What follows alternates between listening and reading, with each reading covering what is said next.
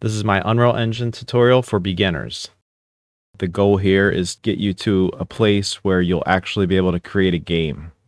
Unreal is a massive engine. You never stop learning the engine. It's super deep. You can specialize in any particular area and continue to learn that area.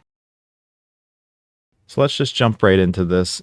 First thing is to go into the Epic Games launcher, go to the Unreal Engine library. If you do not have an engine version, add one with the plus sign, install that. Once that is complete, hit the launch button. Once you're at this screen here, starting with a blank project, in my opinion, is the best way to go. Then over here on the right side, we have an option of Blueprint or C++. For simplicity, we'll stick with Blueprint, and in some other future videos, we may tack on some C++.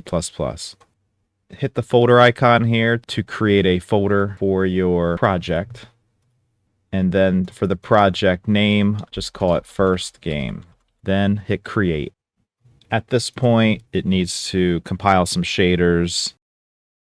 This is the default level that it opened up into. We have an outliner, details panel, and content browser. If you do not see these panels, first you can go to Window, Load Layout, load the default editor layout, and for the content browser, hit the content drawer button and hit Dock in Layout, and then you'll have the content browser here.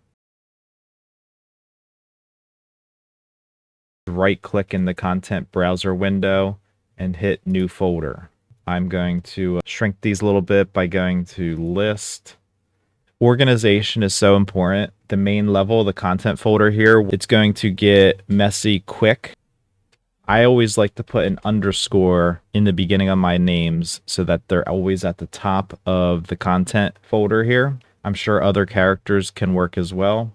So I just want to create a levels folder. Now with this levels folder, if I go to save, I can choose the levels folder. I can call it anything I want and just hit save. So now I have in my levels folder a level called First Level. Now let's just say I want to create a different type of level, not a world partition level, something smaller, better for prototyping, better for smaller type games. Instead of hitting add, I want to go to File, New Level at the top here. Here you get a pop-up window of different types of levels. If I try to do it with add and hit level, it's not going to give me that pop-up window. Let's create a basic level. Basic level, it has just some sky stuff, a player start, and a floor. Very simple, very good as a beginning learning type level. I need to save this. Hit the save button again. Let's just call this tutorial level. I want to set the engine so that when I open it up, it opens the tutorial level by default. We will go to Edit, Project Settings, Maps and Modes. The editor startup level will be my tutorial level. The game default map will also be the tutorial level. We have our level set up. Now going back to the main structure of the content folder, I like to create a folder called Game, like it's the main game folder. It has the files that are basically loaded for the entire game. So in the game folder, we right-click and we are going to create a Blueprint class. The first one is not listed here, so we have to go to All Classes, and you are going to search for Game Instance. Select Game Instance, and then hit Select. Name it GI for Game Instance, and then it can be anything. I'll just call it GI First Game. A game instance is unique in that it is the one class that is always loaded and persists while your game is being played. The next class, right-click, Blueprint class. For our single-player game, we will choose Game Mode Base. For game mode, we'll put GM First Game. The game mode is, for example, you might have a single player mode or a multiplayer mode. It's the place you set the rules. There's special settings that need to happen for the level. The game mode's a good place to do that. The next class, right click, Blueprint. We're going to create a player controller. So this one will be PC, first game. The player controller, the best way to think about it is it's the person playing your game. So this will be input related, UI related. The last class, right click, blueprint class, search for a save game class, SG, first game. So the save game class is where we set up the data, the structure of the files that will eventually be saved and serialized to the player's computer. We'll save the data, load the data, and get the game up and running from the last place they left off. So here are the 4 main classes that every game really should and needs to have. We need to set it up so that our game here defaults to these classes. We go to Edit, Project Settings, go to Maps and Modes. At the top here, change the game mode to our custom one, GM First Game, and then hit this selected game mode arrow. The default player controller, we will change to PC First Game. And at the very bottom, game instance will be GI First Game. The save game class, we will use that in the future. That does not need to be put anywhere. Back in the content browser, the next folder I would like to create is a character folder. Character or characters, really depends what type of game you want to make, but let's just assume there'll be a single character. Open that up, right click, a new blueprint class, a character class. The character is a type of actor. An actor is one of the most basic types of classes for the game. As it says, anything that can be placed or spawned in the world. The hierarchy of classes for Unreal Engine, the top level is an object. Everything inherits from the object class, including actor. Actors are the main thing in the world. Think of it as anything that can be rendered. It could have a visible setting like a mesh or something. It doesn't have to be, but it's something that usually is visible. So the pawn is a type of actor. As it says, a pawn can be possessed and receive input. So if you need to control something, whether it be a character or an object or something else, it would need to be a pawn. A character, a type of pawn, can move around in the world. So it has a movement component attached to it. Your main character would be a character class, but also NPCs and AI would be character classes. So for our main player character, we will create a character class. Now that we've created the character class, we can set that as the default pawn class. Go back to Edit, Project Settings, Maps and Modes, change default pawn to my first game character. Save that. Now at this point, we're at a good place to start creating our game. What I want to do is start with a character so that we can move around in the world. And the simplest way to begin this is by adding the third-person character. So we'll hit Add Feature or Content Pack, select the third-person character, and hit Add to Project. Once we do that, you can see it adds these folders below the ones I have created. Create a new folder here. Want to create an input. This is where we're going to set up the inputs for our game. In the third person folder, open up input. I just want to move these into our own folder. We're just using the third person character, mapping context, and input actions. This is the beginning of setting up keybinds for your game. With those moved out of here, I could just clean this folder up by deleting it. Levels that come over with asset packs, I like to get rid of. They just bloat the game size and are largely unnecessary, so I delete that out. In the third person folder, we have a game mode here. We already created our own game mode, so I'm going to delete this one. And here is a character, which we have already created a character of our own. We are going to use the mesh and the animations. Go into our character folder, open it up. Open the full blueprint editor window by clicking this link here. Once we do that, it'll look something like this. Now the first thing to do is we want to assign a mesh. So we click mesh and we're going to find the mesh that we want to use. I would recommend using Manny or Quinn. Either one of these should be fine, but I'll do the normal Quinn.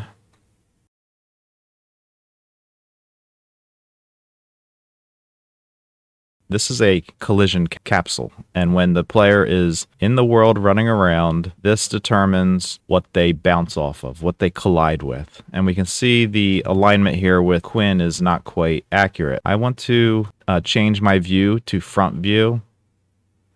Using the mouse wheel, I can zoom in. Quinn is on the 0 axis, which is normal, but this collision capsule, the center point of it is on 0, 0. We can't move the capsule. The capsule has to remain there. So the easiest and best method is to move the mesh into the capsule. And we're also going to rotate her to face front. Click on the mesh, over here to the Z. Usually it's around -90. Zoom in here. My snapping is on. If you want to turn snapping off, you can, and then you can be very precise. And her foot would be at the bottom of the collision capsule around there. I know that in the third-person character blueprint, Epic Games defaults her to -89.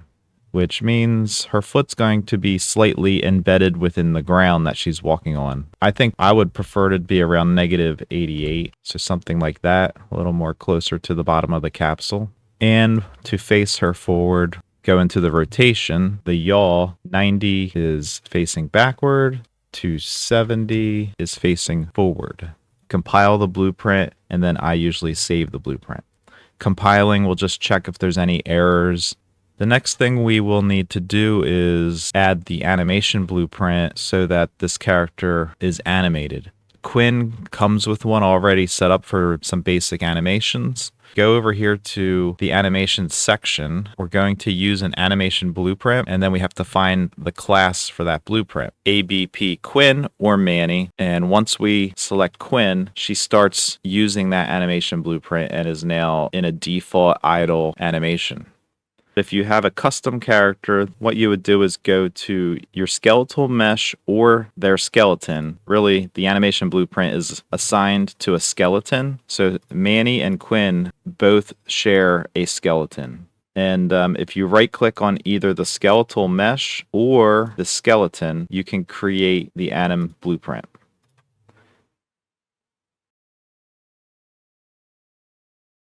So now that I have my character set up with the mesh and animations, now we need to add functionality so that it can move based on our inputs. We are going to go to the event graph. If I want to use any of these nodes, normally the first thing I do is just delete them, because if I want them, I'll add them back. Right-click in the graph, and we're going to look for event, receive, controller changed. So these controllers are player controllers. This player controller, we need to let it know that it's our custom player controller. So we're going to cast to PC first game. Casting is a big topic, and we'll get into that a bit later. Once it confirms it is our player controller, it will give us the functionality from that player controller. If we had custom events and functions, we'd be able to access them. Because our player controller inherits from the base player controller, we could also cast to the player controller. In this case, either one is fine. Both of these will work. There should be no difference in this case between either of these. The only difference would be if you're trying to access custom functions or events, you will not have access to them with this one here. For consistency, I will stick to the one I'm using in my game. Now from here, we're going to get the enhanced input local player subsystem. So start typing enhanced and it will show up. Drag off that pin and search for add mapping context. And for the mapping context, we drop down and assign. This is the one that came with the third person player character, which we had put in our input folder. Highlight these nodes, hit C on the keyboard to create a comment. We can describe what this is doing. So we've done this on the character, however, it is using the player controller to set the mapping context. Now we need the character to be able to move around. Go into the third-person character blueprint that we had brought over, double-click on it. The input mapping mimics what we just did, however, the player controller, it's using the base class instead of our custom one, which is, again, perfectly fine. We could just copy all of this functionality and paste it into our own character. After doing that, when we go to the level here and hit this play in editor button, we can now run around, and hitting the spacebar we can jump. However, as we can see, the camera has issues. We don't have a camera, so we'll set that up next. This is where we can start getting a little creative. In the viewport, set this back to perspective. The camera is going to be a child of the collision capsule, just like everything else. We highlight the capsule component, hit the add button, and we can just look for a spring arm. So the spring arm, it will detect collisions and allow the camera to dynamically move around based on the world. So the spring arm will be next. With that highlighted, we'll then attach the camera to the spring arm. Once I've added the spring arm and the camera, let's hit play again. It's too low. With the spring arm highlighted, we will raise it up, something like 60. And the distance of the spring arm, we may want to change that. So if we highlight spring arm, this is where you can really play around and get creative. And this massively affects game feel. A little further away, I like that a little better. So we have the basic movement for our character set up. With our custom character setup, I'll just delete the one that came with the third-person character content pack. Everything we've done matches that. Now we're left with just the assets for Quinn and Manny. The next thing we'll be working on is creating a new custom actor for Quinn to interact with.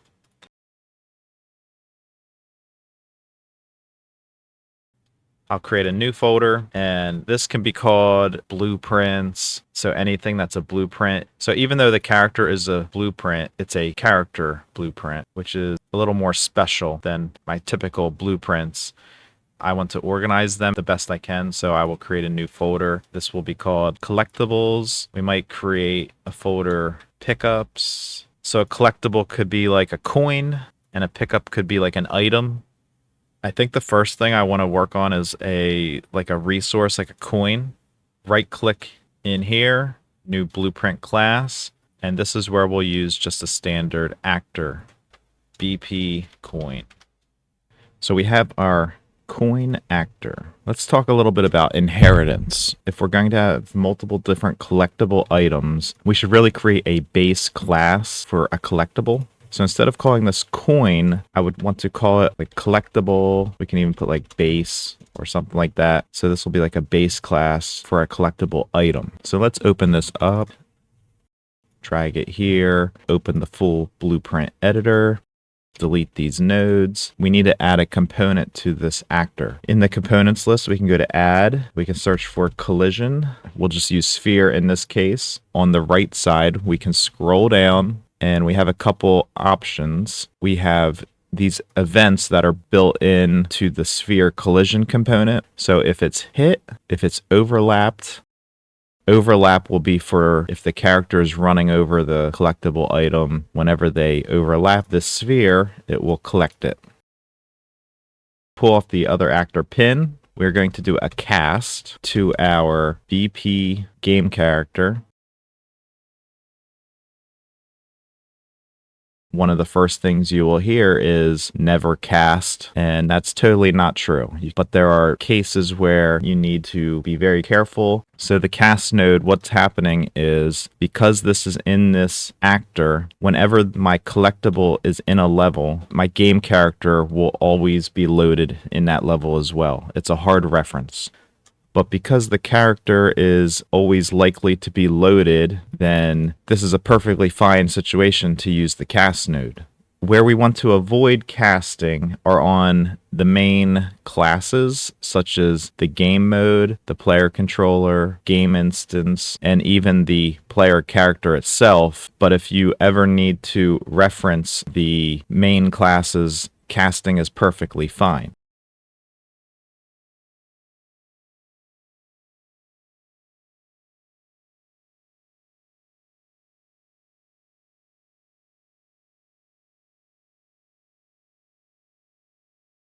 Just like in our player character, we casted to the player controller. This is a perfectly fine situation because the player controller is always going to be loaded when we're playing. What we want to avoid, as a simple example, is casting from the player controller or from the game mode or from the game instance to our character, because there will be cases when the character is never loaded, but because you use the cast node, it will always have to be loaded. If I was to go to my game instance and get the player character and then cast, now, because I have this cast node here, whenever the game immediately loads, it's going to need to wait for the character to be loaded as well. And the character can be a heavy class. We would never want to do this. Also, the character may not even be present at the menu for the game. Avoid casting in these higher level classes. When you have a hard reference, it means something's going to be loaded into memory. In the content browser, if I right-click on something, such as my game instance, I will look at the size map. It's currently 5 kilobytes. If I look at this cursed actor I created with this cursed texture and right-click on it, it is 193 megabytes. Since the game instance is created when you launch your game, anything it hard references will also need to be loaded into memory. So if I cast to my cursed actor, compile and save, and then I right click and look at the size map now, we can see the game instance now has a size of 193 megabytes. So it's going to load this massive texture when I create the game. And you can see it's not even plugged into any event. Just simply having the cast node in the actor creates a hard reference. If I delete it, compile and save again, look at the size map, we're back down to 5.5 kilobytes. Another way of hard referencing is by creating a variable. If I create a variable and the type of it is my cursed actor, compile and save, look at the size map again, we just created another hard reference. The variable could be set to a soft reference, and also look at the size map. It's also loading into memory that texture. In my cursed actor, what needs to happen is I need to change the reference to the expensive texture to a soft reference, and then it solves the issue. 24 kilobytes, which is better than the 190 megabytes, and it's a little larger because now it's loading in the cursed actor blueprint, but we're not loading in that texture. All right, so that's enough of that. Let's get back to making this game. From here, what's going to happen is other actor, when something overlaps the sphere, there's going to be a collision check every time something overlaps. If I highlight the sphere and look at collision presets, anything can overlap it and it's going to cause a collision check. It's going to come over as an other actor. All the game knows at this point in time is it's an actor class. It does not know what type of actor it is. We cast to it, which will check what type of actor it is. If it's, let's say, a projectile from a weapon, the cast is going to fail. However, if it's my character that overlaps it, it will succeed, and that's off of this pin, and then we'll be able to reference that character class and the events and functions within it.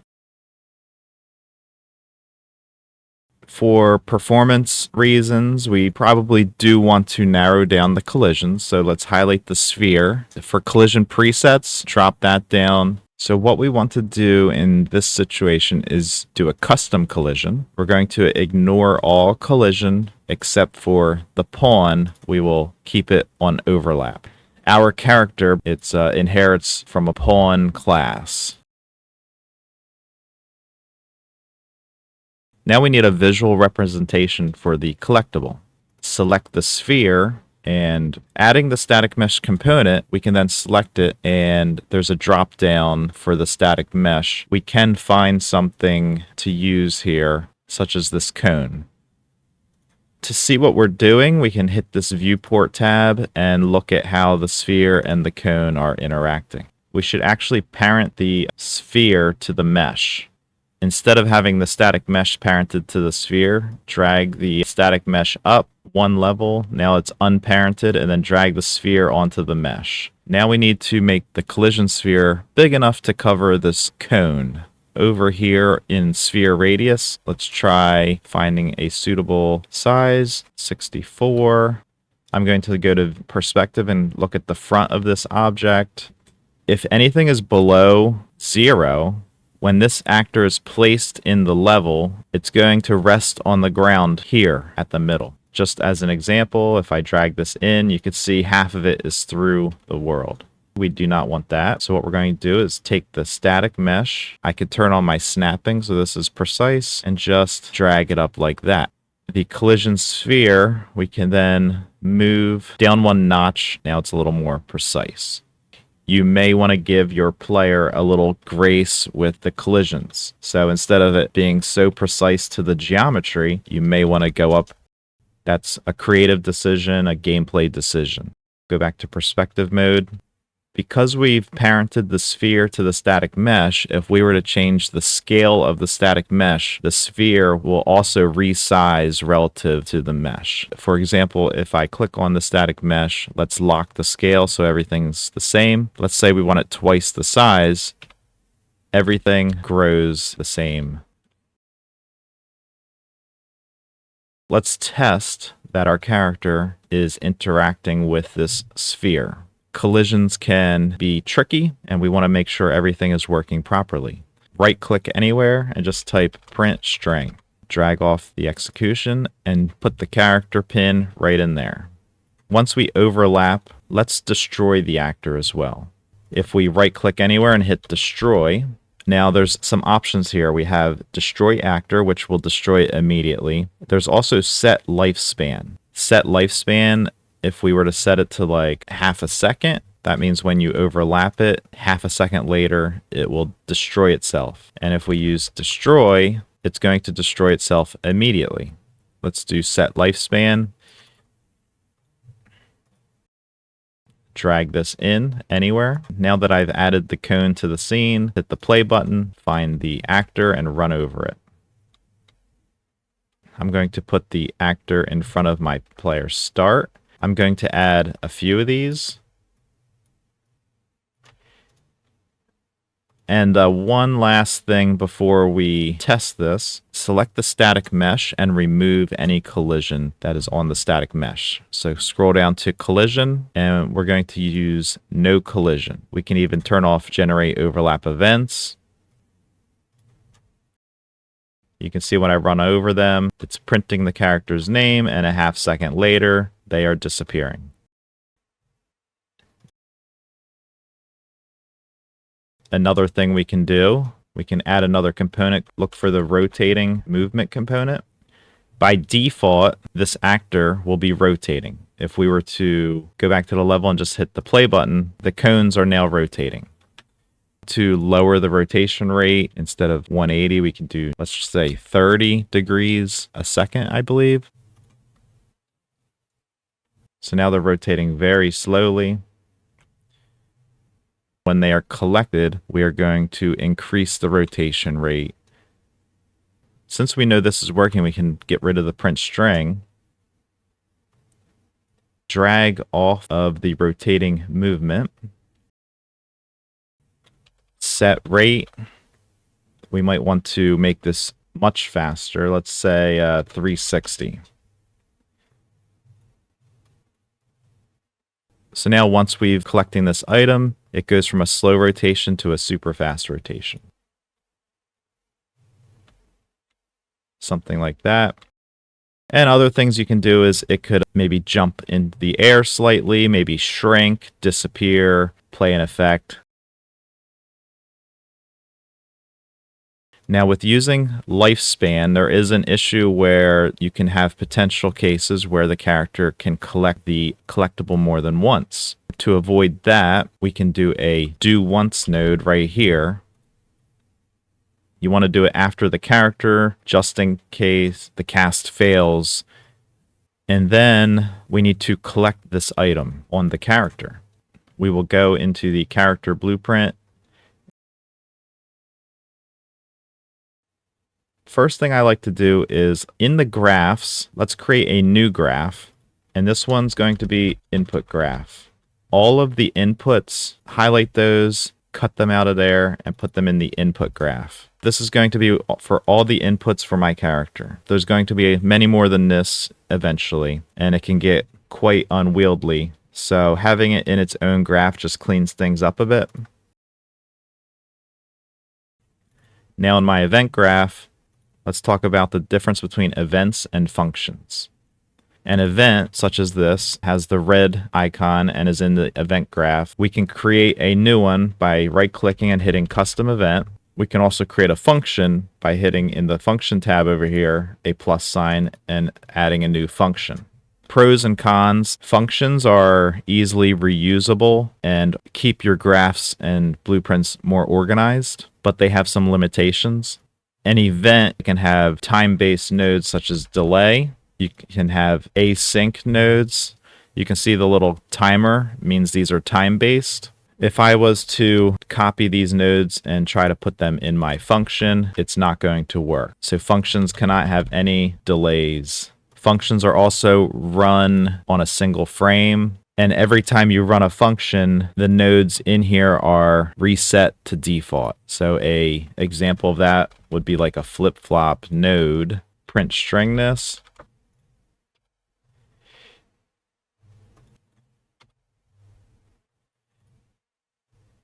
I'm going to use a key, such as the 1 key.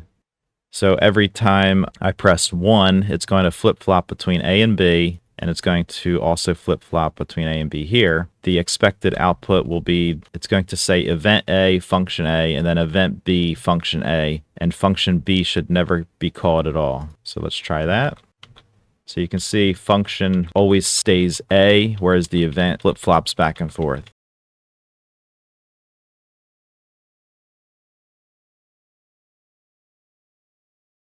We need a variable for the collectible. Hit the plus sign here. Let's say these are our coins, and we will always have a whole number of them, so we'll make it an integer. This is a simple setting a variable function. We can just say collect coins. In our function, we're going to take the coins variable, drag off it, plus plus. We can do that. Print string. From the print string, drag off there and hit append. We now have, with a space, the number of coins, and then space coins. If we hit the down arrow here, let's make the string 10 seconds. Let's change the color to a yellowish gold. After creating this function, make sure to compile and save, or it will not be available in our other actor to reference. In the collectible, drag off the first game character and collect coins. This will be the first thing that happens after the do once node, and then it will rotate fast and set the lifespan. Double clicking on the line adds a reroute node, and then you can tidy that up a little bit. Here we go. We'll test this quickly.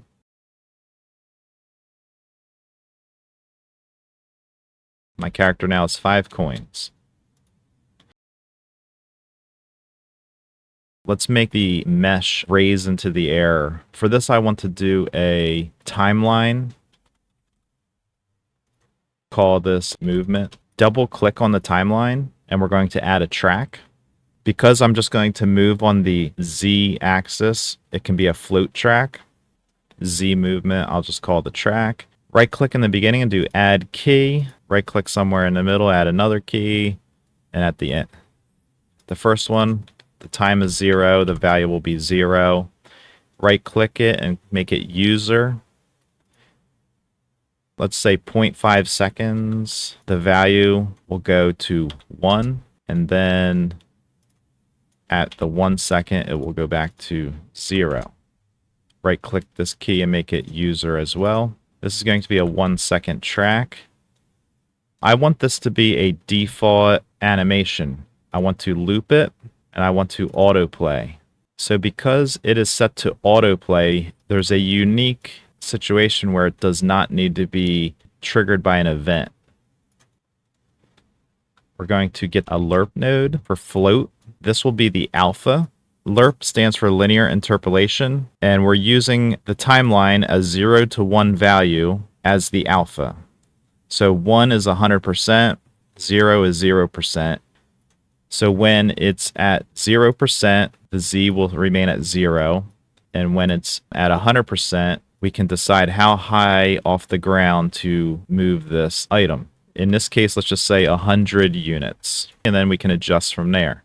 Right-click anywhere and set relative location. And we're going to set the location of the static mesh. We're going to set the relative location of the static mesh. And we're going to do a sweep. It's going to check for collisions as it's moving up and down. Off the update node of the timeline, we plug that in there. Right-click on the yellow pin for the vector and split it. And by plugging this into the z, it's going to change the z value from 0. It's going to go up to 100, back down to 0, and continue doing that endlessly until the item is collected. Put a box around it, hit C, and do auto-playing, just so we remember this is an autoplay. Compile, save, go into the level and hit play. That's how it looks. We can raise these up, space them out. They can be different heights if we want. Now let's hit play again. Now that we have a timeline, it becomes a component. Let's rename this to movement timeline. And you can see in my components list, it is listed right here. We can pull that off and do set play rate. So once we've collected the coin, maybe it's 2 times as fast. And if the timeline is going too fast, we can either change the timeline to a 2-second timeline and just adjust these, or we could change the play rate on begin play. Let's do a 2-second timeline. Now it's a 2-second timeline, and the play rate's going to double. Let's triple it when we collect it. So that's a little bit better. Because the lifespan is so short, we can't really see much of the animation. Let's just set the lifespan to, we'll make it 1 second.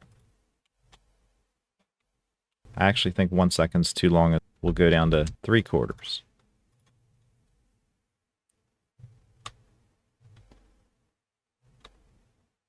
So that's a good start to our collectible.